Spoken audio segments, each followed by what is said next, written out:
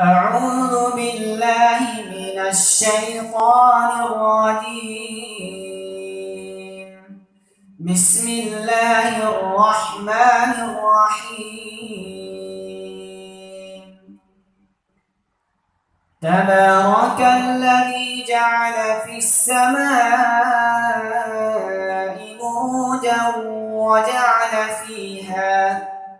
وجعل فيها سراجا وقمرا منيرا، وهو الذي جعل الليل والنهار خلفة لمن أراد أن يذكر أو أراد شكورا. وعباد الرحمن الذين يمشون على الأرض هونا وإذا خاطبهم الجاهلون قالوا سلاما. والذين يبيتون لربهم سجدا وقياما، والذين يقولون ربنا اصرف عنا عذاب جهنم إن عذابها كان غراما إنها ساءت مستقرا ومقاما. والذين إذا أنفقوا لم يسرفوا ولم يقتروا وكان بين ذلك قواما. والذين لا يدعون مع الله إلها آخر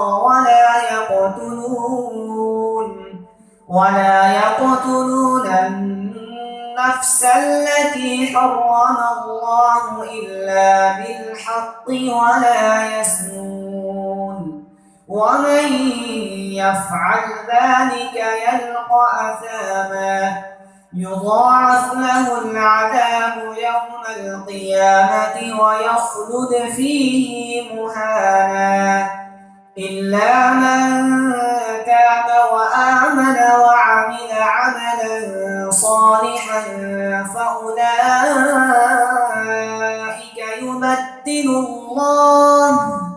فأولئك يبدل الله سيئاتهم حسنات وكان الله غفورا رحيما. ومن تاب وعمل صالحا فإنه يتوب إلى الله متابا. والذين لا يشهدون الزور وإذا مروا باللغو مروا كراما. والذين إذا ذكروا بآيات ربهم لم يخروا عليها صما وعميانا. والذين يقولون ربنا هب لنا من أزواجنا وذرياتنا قرة أعين واجعلنا للمتقين إماما. أولئك يجزون الغرفة بما صبروا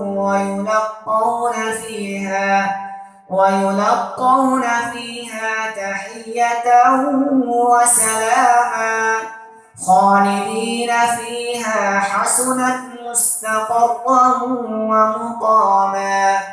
قل ما يعبأ بكم ربي لولا دعاؤكم